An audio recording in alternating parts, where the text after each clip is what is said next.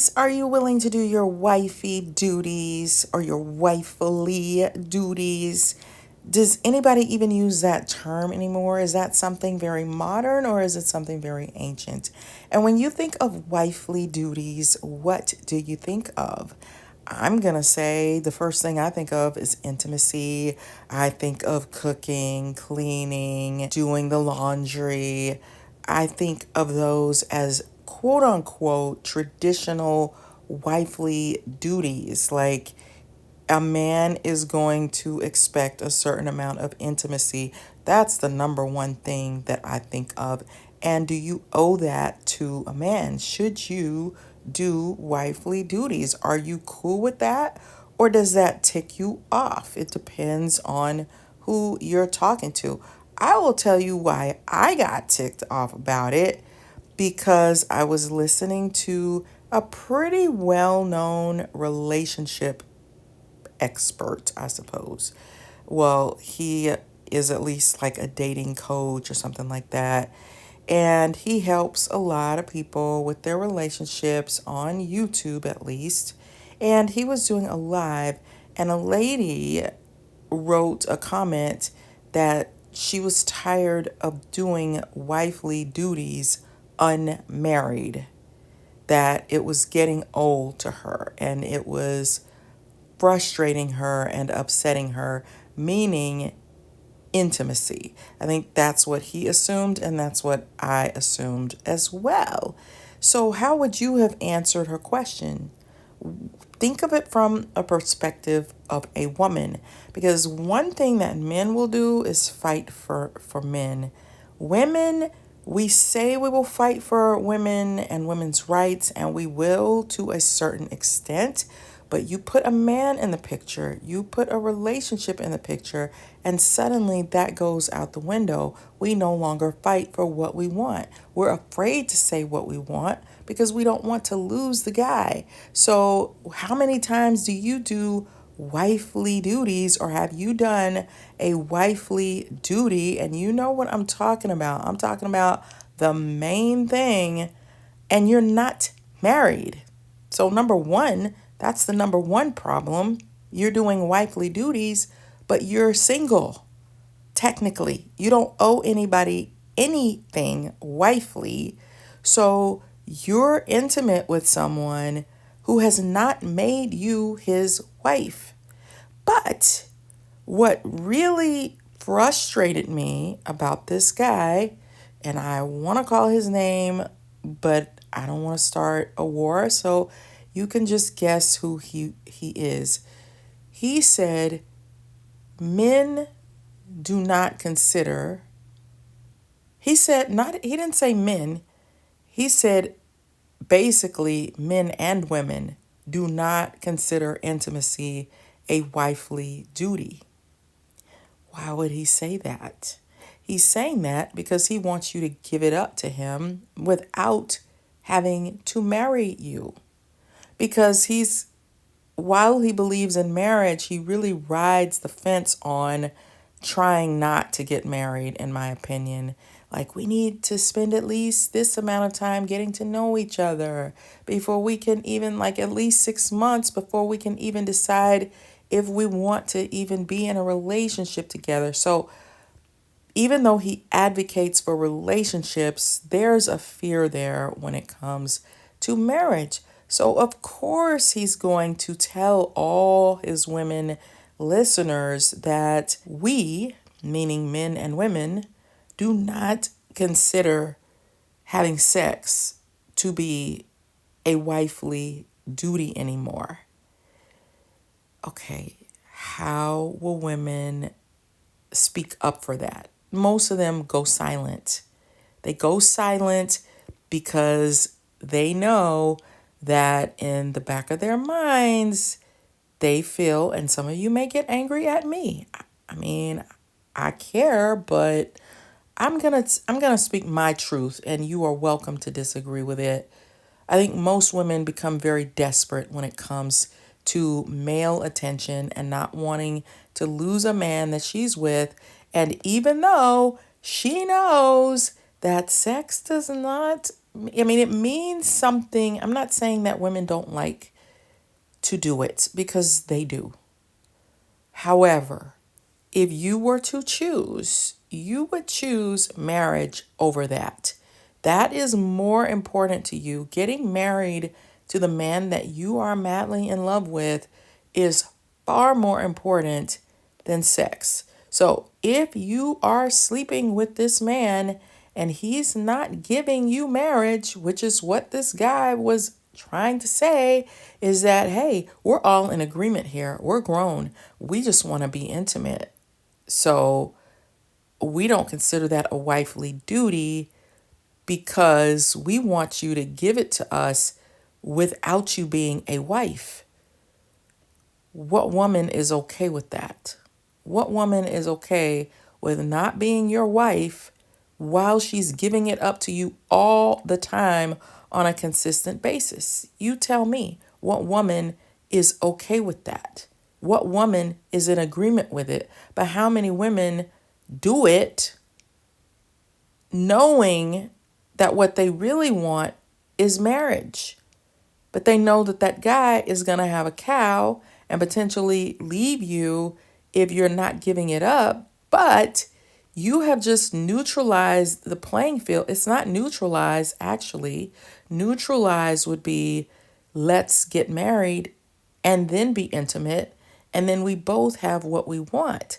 So you think that by giving that to him, that you're going to hopefully be his number one and that he's going to marry you? You just gave him the cookie. That's what he wants. That's what a lot of men want more than anything else. And you think that you're going to get him to marry you. You may eventually get him to marry you, but you have just slowed things way down. Would you be willing to withhold from sex if you knew that your man would marry you a lot quicker if you didn't just hand it to him on a silver platter? But for some reason, women are stuck in this thought process that I got to give it to him if I at least at minimum want to keep him and potentially get him to marry me. What about your standards? What about what you want? Are you willing to fight for those like men fight for what they want? Are you willing to lose that guy in the name of, this is what I want? And you might say, well, I can't talk about marriage right away. I need to get to know somebody before I talk about marriage. But don't you need to get to know somebody before you hop into bed with them? You need to get to know somebody very well before you hop in bed with them and before you talk about, definitely, I want to marry you. I think you need both. And I think if you were to talk about one over the other, which one is the most important? I think talking about marriage is more important than hopping in the bed with somebody. That should come first. I just like to see women stand up for what they want, even if it means losing the guy. Even if it means, bye-bye, you're not getting what you want and I'm not getting what I want. I talk about that in my book, Flip the Script on Love, which I know can be controversial. Women have been taught to be quiet, to shut up when it comes to talking about marriage. But when you talk about it from a Christian perspective, marriage comes first. And you should not be having sex if you're not married. That is how God designed it. Sex comes within marriage, and it is supposed to be one-on-one, one person with the other person, which brings me to my next point. I was listening to a divorce attorney today, and he was going in on how dangerous marriage is, and you shouldn't do it, and it's a terrible idea. But you got to think about this. What is he hearing every day? He is only hearing the negative components of marriage every day. So, of course, that's going to go to his head. Number two, he has fears about getting married. He doesn't want to get married. That it's something that scares him. That is the thing. And yes, he may use situations that he's seen in marriage as an excuse, but the truth is the man is afraid of commitment. So he may be a fearful avoidant, or he might be an avoidant attachment style, and he is wrestling with that fear. And so he's going to throw the book at it. This scenario, that scenario, this situation. And it's not about that. It's about his attachment style that he hasn't dealt with, which is why on this channel we talk a lot about focusing on that attachment style and healing so that you aren't running around unfairly. And he has a bias, a huge bias, and he's teaching people to not get married. If there were no marriages, there would be no humans. All the humans, the generations that we've built, the traditions, family histories, most of that has been built on the institution of marriage. So he wouldn't exist probably if there wasn't a marriage. So to tell people to not get married, that is the basic base of human existence is marriage. God created that, not a human. So as for a human being to go around telling people to not get married, first of all, most women aren't going to appreciate that because most women want to get married. It is important. It is a natural, strong urge that women have. So he's going around doing something that can greatly impact human beings and solid families. I think within marriages, you have the healthiest, strongest, most solid marriage. And this is not to upset anybody, but I think we have to speak truth. We have to speak truth. I don't know any kid, and I've worked with a lot of children. I don't know any children who want to tell everybody that my mom's boyfriend is my biological father. I think they want to speak about their mom and their dad within a marriage and not, well, my dad's girlfriend, who's my mother. They don't want that. They want mommy and daddy to work through things. Is marriage a challenge in life? Yes. But when you go to work every day and you're working with a difficult boss, that is a challenge in life, but you do it. You push through. You do whatever that boss says. You work through your issues. Even when you're single and your house, something happens with your house or your car, you work through it. You figure out a solution. You have a negotiation with somebody. So we need to put more energy into marriage. And yeah, that marriage lawyer, he ticked me off this morning telling people not to get married. Well, I'm sorry, don't have sex. Are you having sex? I bet you anything he is. I bet you anything he is. And I bet you anything he would accept it without being married. But the original institution of marriage is built on we get married and then we have sex and we have children. When you start doing things out of order that are not in that order, you also create a lot of problems. And we are all dependent upon each other. We're all dependent upon our parents' decisions.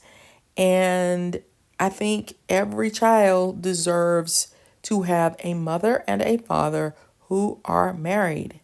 And if, part of dating is getting to know somebody, learning how to work through your solutions. We're human beings, so we have to, We all have different ways of thinking of things, doing things.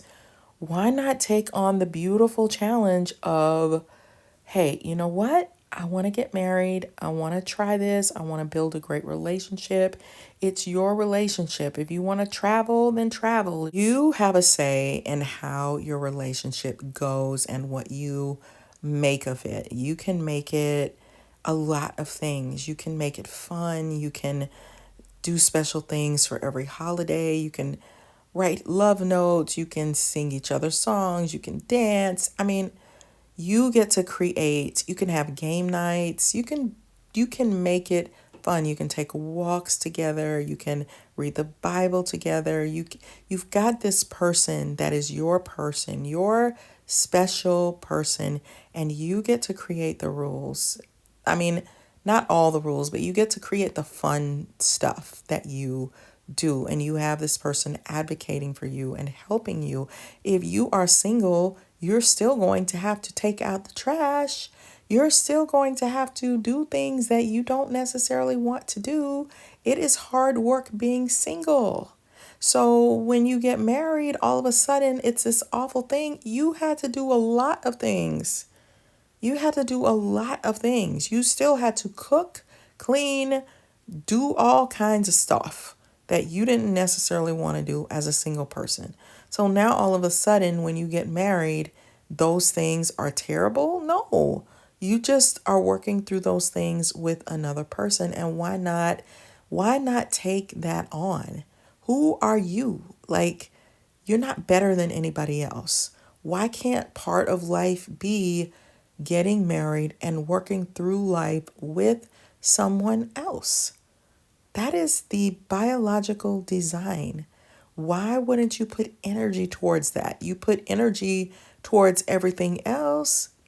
You put energy towards paying bills. Why can't you put energy towards someone you love? And we all need to be in these attachment styles, learning them.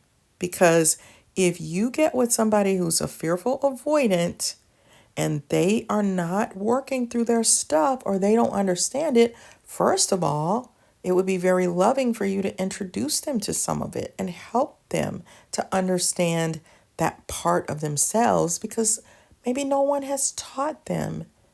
So if you bump into an avoidant attachment style and you know this person is going to shut down and not let you sit on the couch with them because I need all the time to myself. That's not what a relationship is about. So I would say to that person, why are you getting married and or why are you sleeping around with somebody? That's why we also have to be careful about not jumping in the bed with somebody who we're not married to, who is not going to commit to you and give you what you want. Come on. We need to stand up for what we want. And at the core, it is what God wants. He is the one who designed marriage and sex in marriage. So when you go outside of that, you are creating even more drama for yourself. And I'm not saying that have been the perfect person or that anybody has been the perfect person, but I don't like to take the Bible and twist it because of my own sinful nature. I'd rather speak truth and move forward. Because a lot of people will make up things because they want to justify what they're doing. I don't want that guy to leave me, so I'm going to go ahead and sleep with him. Or I can't control my urges either, but then I'm going to want him to marry me and he's going to be like, I'm already getting the candy. I'm already getting the candy. If you tell your kids, you know what? You're going to clean up this house. And once you clean up your room, then you get the candy. If you tell the kid, I'm going to give you the candy, go ahead and eat it, but I need this room cleaned up by the end of the day because I gave you candy. Which one is going to work better? Come on, you guys. I'm just saying, these two men, they ticked me off. Don't tell me that we are in agreement that sex before marriage or in a relationship where you're not married is something that we all fully agree with, because we don't. We might act like we do, but that is not going to satisfy a woman. She wants to be in a committed relationship with you, aka marriage. So cut the bull and start speaking up for what we want, because that guy had no problem speaking up for what he wanted and even manipulating the situation by saying, we do not consider that a wifely duty. Think about that. He's manipulating. He's manipulating. And the marriage, the divorce attorney, manipulating. Don't tell everybody not to get married, especially if you are sleeping around without the marriage. Don't sleep around then. If you're telling everybody don't get married, then don't have sex without marriage either. But I guarantee you he's getting it on with plenty of women who are hearing him say, I am afraid of marriage. I think marriage is dangerous. That's what his words were. Because, hey, child support and all this other stuff, it is worth the risk. Don't tell everybody not to get married. That is wrong. That is wrong. And you are corrupting families in the name of your own fear. Don't spread that message. That is not okay. It's not okay to do, especially when you're manipulating. Now, if you want to say don't get married and don't have sex outside of marriage, then okay. Say both things. But they're not saying both things, you see? And then children are born into situations anyway where the parents have to split the kids in half. This is my 2 cents. Just curious what you guys think. And at the core of this, study fearful avoidant attachment style. I've done lots of videos on them. Check it out so that you can work through your junk so that you are healthy and strong in your relationships. And let me know. I'm sure I've ticked a bunch of people off. If I have, then let me know. I might get mad, but you have the right to your truth. So, hey, beautiful people. Thanks for watching. I'd love to hear your thoughts in the comments and what topics you want me to explore next. Your feedback means so much to me. Let's keep this adventure going. Don't break up with me. Be sure to subscribe and like the video. Check out my books on Amazon for insights on enhancing your love life, navigating narcissistic personalities, and exploring the 16 Myers-Briggs personality types. Links are in the description. You're amazing, and I can't wait to see you on the next video.